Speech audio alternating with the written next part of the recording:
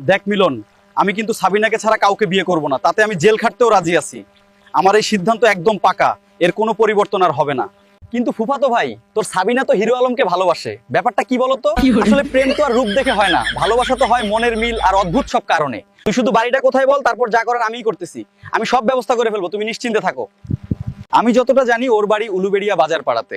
সেখান থেকেই সে ছোটবেলায় পড়াশোনা শেষ করে নিজের কাজের সন্ধানে শহরে চলে আসে এবং তার ওই বাজার পাড়াতে আমি মিসাইল মেরে উড়িয়ে দেব। সাবিনা, শুধু আমার বাংলাই বলুন। আমি তাহলে কিং জমুনকে মিসাইল পাঠাতে বলি ফুফাতো ভাই। বিষয়টা আসলে অনেক জটিল হয়ে দাঁড়িয়েছে, তাই এখন আমাদের খুব সতর্ক থাকতে হবে, কারণ পরিস্থিতি যে কোনো সময় বদলে যেতে পারে।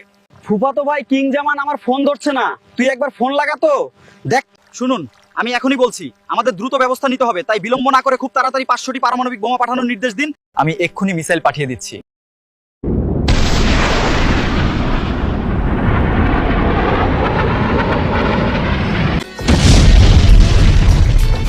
সাবিনা যদি আমার না হয়, তবে আমি তাকে অন্য কারো হতে দেব না। এই সিদ্ধান্ত আমার চূড়ান্ত এবং এতে কোনোভাবেই পরিবর্তন আসবে না। এটাই আমার শেষ কথা।